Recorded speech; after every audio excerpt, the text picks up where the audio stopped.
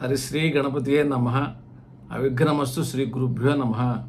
వేద పండితులకు, బ్రాహ్మణోత్తములకు, బుధజనులకు, హైందవ ధర్మను పాటించేయడం వారందరికీ శిరస్సు వంచి నమస్కారం. భగవంతుడు సృష్టి విచిత్రం. మానవునికి భగవంతుడు ఎటువంటి గొప్ప శరీరాన్ని ఇచ్చాడనేటటువంటిది మనం తెలుసుకుందాం. దేవుడు మనిషిని సృష్టించడం అనేటటువంటిది ఏమిటి, ఎలా జరిగింది అనేటటువంటి దానిలో మనకి ఏమిటి గొప్పతనం, మనిషి యొక్క శరీరం యొక్క గొప్పతనం అంటే మానవుడి యొక్క మెదడులో 10 కోట్ల కణాలు అనేటటువంటివి ఉంటాయి. మానవుని కంటిలో 13 కోట్ల చిన్న చిన్న రాడ్ కణాలు అనేటటువంటివి ఉంటాయి. 70 లక్షల కోను కణాలు అనేటటువంటివి ఉంటాయి. 3 లక్షల నరాలతో కలపబడి ఉంది. ఒక కన్ను తయారు చేయడానికి 2 లక్షల టెలివిజన్ ట్రాన్స్మిటర్లు, 2 లక్షల టెలివిజన్ రిసీవర్లు కావాలన్నమాట. కనుక హార్మోనియంలో 45 కిలో, పియానోలో మనకి 88 కిలో, మానవుని చెవిలో 15,000 కిలోలు ఉన్నాయన్నమాట. మానవుని శరీరంలో 1,00,000 మైళ్ళ పొడవైన రక్తనాళాలు అనేటటువంటివి ఉన్నాయి. ప్రతి క్షణం 20 లక్షల కణాలు తయారవుతూ ఉంటాయి, చనిపోతూ ఉంటాయి అన్నమాట. అంటే శరీరంలోంచి కణాలు అనేటువంటిది నశింపు ఉంటుంది, ఉత్పత్తి ఉంటుంది. 20 లక్షల కణాలు అనేటువంటిది ప్రతి క్షణం మనకు తయారవుతుంటుంది. మానవుని హృదయం నిమిషానికి 72 సార్లు, రోజుకి ఇంచుమించుగా 1,00,000 సార్లు, సంవత్సరానికి 4 కోట్ల సార్లు ఎటువంటి విశ్రాంతి లేకుండా కొట్టుకుంటూ ఉంటుంది అన్నమాట. మానవుని జీవితకాలంలో హృదయంలోనేటువంటి ఒక చిన్న కండరం 30 కోట్ల సార్లు సంకోచ వ్యాకోచాలు జరుగుతూ ఉంటుంది. మానవుని శరీరంలో రసాయన పదార్థాలన్నీ కొనాలంటే సుమారుగా 3 కోట్ల రూపాయలు ఖర్చు అవుద్ది అనమాట. మానవుడు చనిపోయిన తర్వాత శరీరాన్ని నంపితే వచ్చేటటువంటిది చాలా చాలా చాలా చాలా తక్కువ రూపాయల్లో వస్తాం, చాలా చాలా తక్కువ అనమాట. మనిషి నవ్వటానికి శరీరంలో 17 కండరాలు అనేటటువంటి, మనిషి కోప్పడాలంటే శరీరంలో 43 కండరాలు అనేటువంటిది పనిచేస్తాయి అన్నమాట. మనిషి చర్మంలో 46 మైళ్ళ పొడవైనటువంటి నాడులు ఉన్నాయన్నమాట. మనిషి శరీరంలోని రక్తనాళాలన్నీ ఒకదాని ఒకటి జోడించేటట్టయితే 1,00,000 మైళ్ళ పొడవు అనేటటువంటిది, ఆ యొక్క రక్తనాళాలన్నీ కలిపితే 1,00,000 మైళ్ళ పొడవు ఉంటుంది అనమాట. మానవుని నాలుక పైన రుచిని తెలపడానికి 3,000 రకాల బుడిపలు అనేటటువంటివి ఉన్నాయన్నమాట. ఆరోగ్యం గల మనిషి ఒక రోజులో 23,000 సార్లు శ్వాసను పీల్చుకుంటాడు అనమాట. మనిషి చేతి వేళ్ళు చర్మం మీద ప్రతి చదరపు అంగుళానికి 3,000 శ్వేత గ్రంథులు అనేటటువంటి ఉన్నాయి, చెమట గ్రంథులు అనేటిది. మనిషి తలపై సగటున 1,00,000 వెంట్రుకలు అనేటటువంటి అంతకంటే ఎక్కువే ఉంటాయి అన్నమాట. మానవుని పంటి దవడ 276 కేజీల కంటే ఎక్కువ బరువుని మోయగలదు అనమాట. మానవుని శరీరంలో 206 ఎముకలు అనేటటువంటివి ఉన్నాయి. మనిషి జీవిత కాలంలో 16,000 గ్యాలన్ల నీరు తాగుతాడు. 35,000 కేజీల ఆహారం అనేటటువంటి 120 సంవత్సరాలు జీవించేటట్టయితే అంత తినగలుగుతాడు. మనిషి నోటిలో రోజుకి 2 నుంచి 3 పాయింట్ల జీర్ణరసం అనేటటువంటిది ఏర్పడుతుంటుంది అన్నమాట. మనిషి జీవితకాలంలో గుండె 100 ఈత కొలనులు నింపగలిగినటువంటి రక్తం పంపింగ్ చేస్తుంటుంది అన్నమాట. మానవుని శరీరంలో నాలుకే బలమైనటువంటి కండరం అన్నమాట. మానవుని శరీరంలో 100 ట్రిలియన్ కణాలు అనేటటువంటివి ఉంటాయి. మానవుని మెదడులో 80% నీరు ఉంటుంది. మానవుని మెదడుకి నొప్పి తెలియదు, మనం గుచ్చినా కూడా నొప్పి తెలియదు. మానవుని శరీర బరువులో ఎముకల వంతు 14% ఉంటుంది అనమాట టోటల్ అతని బరువులో. మానవుని వేళ్ల కొనలతో శరీర బరువును మొత్తం మనం ఆపగలిగేటటువంటి శక్తి ఉంటుంది అనమాట. వేళ్ల టిప్స్ అనేటటువంటిది శనికి సంబంధం ఉంటుంది కాబట్టి మనకి అక్కడ కొద్దిగా బలం ఎక్కువ ఉంటుంది. మానవుని ఎముకలు బయటకి గట్టిగాను లోపల మెత్తగాను ఉంటాయి. కారణం ఏంటంటే వీటిలో 75% నీరు ఉంటుంది అనమాట. కనుక మనం తుమ్మితే దాని యొక్క స్పీడు 100 మైళ్ళ వేగంతో ప్రయాణం చేస్తామన్నమాట. అట్లాగే చేతివేళ గోళ్ళు కాలివేళ గోళ్ళ కన్నా 4 రెట్లు తొందరగా పెరుగుతుంటాయి. ఏది చేతివేళ అనమాట. అట్లాగే స్త్రీ గుండె పురుషుని గుండె కన్నా ఎక్కువ వేగంగా కొట్టుకుంటూ ఉంటుంది. స్త్రీలు పురుషుల కన్నా ఎక్కువ సార్లు కనురెప్పలు అనేటువంటిది ఆర్పుతుంటారు. రక్తము నీటి కన్నా కూడా 6 రెట్లు చిక్కగా ఉంటుంది అనమాట. మానవుని మూత్రపిండాలు అనేటటువంటిది నిమిషానికి 1.3 లీటర్ల రక్తాన్ని శుద్ధి చేస్తుంటే రోజుకి 1.4 లీటర్ల మూత్రాన్ని విసర్జిస్తూ ఉంటుంది ఈ శరీరం అనేటువంటిది. స్త్రీ శరీరంలో 4.5 లీటర్ల రక్తం ఉంటే పురుషుని శరీరంలో 5.6 లీటర్ల రక్తం ఉంటుందన్నమాట. మానవుని గుండె రక్తాన్ని 9 మీటర్ల ఎత్తు వరకు పంపు చేయగలదన్నమాట. మానవుని శరీరంలో రక్త ప్రసరణ జరగని ఒకే ఒక్క ప్రాంతం ఏదైనా ఉందంటే అది కంటిలోని ఈ కరోనా అనేటువంటి పార్ట్ అనమాట. ఒక ఎర్ర రక్త కణాన్ని శరీరం మొత్తం చుట్టి రావడానికి 20 సెకండ్ల సమయం పట్టుద్ది అనమాట. కనుక ఈ యొక్క రక్తంలోని ప్రతి చుక్క కూడా శరీరం చేత రోజుకి 300 సార్లు శుద్ధి చేయబడుతుంటుంది.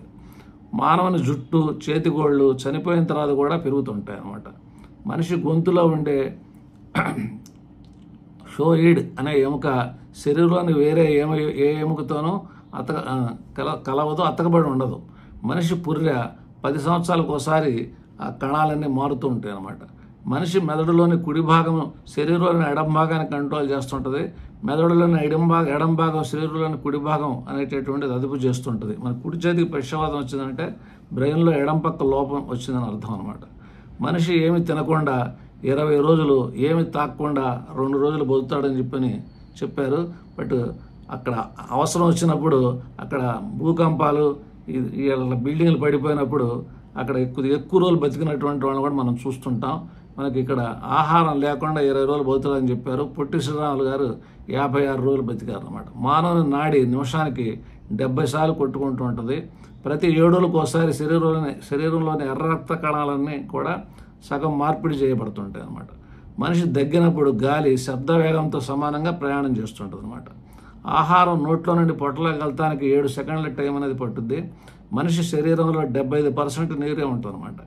మనిషి కంటిలో 2.4 మిలియన్ కాంతి సంవత్సరాల దూరం, అంటే ఒక 140 పక్కన 14 సున్నాలు పెట్టాలి, అంత మైళ్ళు మనం చూడవచ్చు. ఒక కంటితో మనం చూడాలనేటట్టయితే అది అంత దూరం కాదాకా మనం చూడవచ్చు. అప్రాక్సిమేట్లీ 528 మెగాపిక్సెల్ ఆ లెన్స్తో సమానమైనటువంటిది. మనం ఇప్పుడు మనకి పెద్దగా కెమెరాలు వచ్చినాయి, కెమెరాలు కాదు, మన ఫోన్లో 200 మెగాపిక్సెల్ ఫోన్ టాప్ ఇప్పుడు ప్రజెంట్ ఉన్నటువంటిది.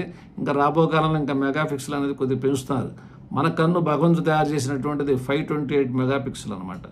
ఇంత గొప్పగా మనల్ని తయారు చేసినటువంటి ఆ దేవుడికి ఎల్లప్పుడూ మనం కృతజ్ఞత కలిగి ఉంటే అప్పుడు మనకి యద్భావం తద్భవతి. ఇంత గొప్ప శరీరాన్ని మనం సృష్టించగలమా? ఎవరు సృష్టించారు? కనుక ఈ ప్రకృతిని ఎవరు సృష్టించారు? ఈ పంచభూతాలను ఎవరు సృష్టించారు? కనుక భగవంతుడు ఒక వ్యక్తి సృష్టించారు, భగవంతుడు సృష్టించాడు. ఇంత గొప్ప శరీరాన్ని మనకి ఇచ్చినప్పుడు దీంతో మనం ఎలా చేయాలి, ఎలా వాడుకోవాలి, ఎలా ఆలోచించాలి, హృదయ స్పందనలు అనేటటువంటి ఇక్కడ ప్రేమ ఎలా ఇక్కడ ఉంటుంది, హృదయంలో ఉంటుంది, ఆలోచన విధానం శక్తి ఎలా ఉంటుంది, మనస్సులో ఉంటుంది అనమాట. కనుక ఈ యొక్క 9 గ్రహాలు, ఈ 9 గ్రహాల యొక్క ప్రభావం ప్రకారంగా ఈ యొక్క మనకి జ్యోతిష రిజల్ట్స్, ఈ వాతావరణాలు అనేవి జరుగుతూ ఉన్నాయి. కనుక ఇప్పుడు మనకి ఏమి తక్కువ భగవంతుడు ఇచ్చాడు, మనం ఒక వస్తువుని తయారు చేయగలమంటే ఇప్పుడు మనం తయారు చేయగలుగుతున్నాం. కొన్ని కణాలు తయారు చేయగలుగుతున్నాం, కొన్ని పార్ట్స్ తయారు చేయగలుగుతున్నాం, ఆ పార్ట్స్ కొత్తగా పెట్టగలుగుతున్నాం. కొద్దిగా గుండెకాయ కూడా కొద్దిగా కొత్తగా తయారు చేయగలుగుతున్నాం. మానవుడు సైన్స్ ప్రకారంగా కొన్ని ఇప్పుడు తయారు చేయగలుగుతున్నాడు. కనుక మనకి నిరాశ నిస్పృహ అనేది లేకుండా భగవంతుడు గొప్పవాడు, నమ్మండి, సంకల్పించి ఈ వచ్చింది మనకి ఈ శరీరం జీవించి చనిపోవడానికి కాదు. ఇక్కడ ఆశ లేక మరణించిన మరుజన్మ ఉండదు. ఆశ లేకుండా మానవుడు ముందుకెళ్ళలేడు. అందువల్ల సజ్జన సాంగత్యంతో మిత ఆహారం, శారీరక వ్యాయామం, తల్లిదండ్రులు, సంఘము, దేవుడుల భక్తి కలిగి చెడులవాట్లకు లోను కాకుండా పద్ధతైన గుణగణాలతో పక్క వ్యక్తికి బాధ కలగకుండా జీవించేటట్టయితే అప్పుడు 120 సంవత్సరాలు పరిపూర్ణంగా ఈ శరీరాన్ని జాగ్రత్తగా చూసుకుంటూ ఆ టైం ప్రకారంగా మనం చేసేటట్టయితే ఎప్పుడు నిద్ర లేవాలి, ఎప్పుడు మేలుకోవాలి, ఈ యొక్క శరీరానికి ఎప్పుడు రెస్ట్ ఇవ్వాలి, ఎంత మేర ఇవ్వాలి రెస్ట్, ఎలా ఒక అవయవాన్ని వాడాలి అనేటటువంటిది. ఉదాహరణకి ఈ చెయ్యి ఒకటే నేను ఇట్లా పొద్దుగులు అంటున్నా, ఈ చేతి పక్షవాతం అనేటువంటిది వస్తుంది. పొద్దుగులు మెట్లెక్కి దిగుతూ ఉన్నాను, మోకాళ్ళ నొప్పులు వస్తాయి, కీళ్ళ మార్పుడు అని వస్తాయి. సెక్స్ అనేటటువంటిది పొద్దుగులు ఎక్కువగా దాన్ని వాడుతూ ఉన్నాను, రోజుకు చాలాసార్లు వాడుతూ ఉన్నాను, సెక్స్ పడిపోద్ది, ఇతను ఇంపార్టెన్స్ అని చెప్తారు. కనుక ప్రతి అవయవాన్ని జాగ్రత్తగా శ్రద్ధగా వాడుకునేటట్టయితే ఇది 120 సంవత్సరాలకు గాను తయారు చేసినటువంటి ఒక అవయవం. జాగ్రత్తగా వాడుకునేటైతే ఆహార నియమాలు అనేది పాటిస్తూ ఆ నిద్ర వ్యాయామం అనేటటువంటిది, వ్యాయామం అంటే మిషన్ వ్యాయామం కాదు, యోగాసనం అంటే సూర్య నమస్కారాలు అనేటువంటి చేసుకుంటూ సిస్టమేటిక్గా ఉండేటైతే మనం పరిపూర్ణమైనటువంటి జీవన విధానంలో సమాజానికి మంచి చేస్తూ మన ఆరోగ్యాన్ని బాగా కాపాడుకుంటూ ఉంటే ఆటోమేటిక్గా 40 సంవత్సరాలు మనం కనుక ఆలోచించేటట్టుగా ఒక ఇష్యూ, అది హెరిడిటరీగా జీన్స్లోకి ప్రవేశిస్తుంది ఆ ఆలోచన విధానం అనేటువంటిది. అట్లా కనుక సైన్స్ ఎంతో అభివృద్ధి చెందుతూ ఉంది. ఇప్పుడు మనం ఈ అవయవాలు అనేటువంటిది మనం దానం చేయటం అనేటువంటిది చేసేటట్టయితే మనం చనిపోయిన తర్వాత కూడా ఆ అవయవాలు వేరే వాళ్ళకు కూడా ఉపయోగపడుతూ ఉంటాయి అన్నమాట. కనుక భగవంతుడు ఎంతో గొప్పవాడు కాబట్టి ఆ సృష్టికర్త పంచభూతాత్మకమైనటువంటి శరీరాన్ని మనకు అందించాడు కాబట్టి ఈ యొక్క శరీరం, ఈ మనస్సు, ఈ బుద్ధి సన్మార్గంలో పెట్టుకొని మనం మంచి చేసి సమాజానికి ఉపయోగపడేటట్టయితే చనిపోయిన తర్వాత కూడా వాళ్ళు గుర్తుంటారు. ఈ రోజుకి శ్రీకృష్ణుడిని మనం చెప్పుకుంటున్నాం, రాముల వారిని మనం చెప్పుకుంటున్నాం, గొప్ప గొప్ప వాళ్ళని మనం చెప్పుకుంటున్నాం. మన తాత ముత్తాతల పేరు వరకు తెలుసు, అంతకుముందు తెలియదు. అది ఒక చాప్టర్లో ఇంకోసారి మీకు చెప్తాను. అందువల్ల ఏమిటనేటటువంటిది. అందువల్ల ఇది ఈ యొక్క శరీరాన్ని భగవంతుడు ఇంత గొప్ప శరీరాన్ని మనకి ఇచ్చినందువల్ల దీన్ని జాగ్రత్తగా వాడుకుంటూ సమాజానికి ఉపయోగపడేలాగా, కుటుంబానికి ఉపయోగపడేలాగా, కొద్దిగా సుఖం కోరుకోకుండా సుఖం కంటే సంతోషం గొప్పది, సంతోషం కంటే ఆనందం గొప్పది. ఆనందం ఎక్కడ వస్తుందంటే ఏమీ తెలియనటువంటి వాడికి మీరు సహాయం చేసేటట్టయితే అప్పుడు ఆనందం వస్తుంది. కనుక ఈ శరీర అవయవాలు కూడా మీరు దానం చేసేటట్టయితే ఈ సమాజానికి లోక కళ్యాణమే జరుగుద్ది. కాబట్టి అంతా శుభమే జరగాలని చెప్పని మంగళ మహోత్సవం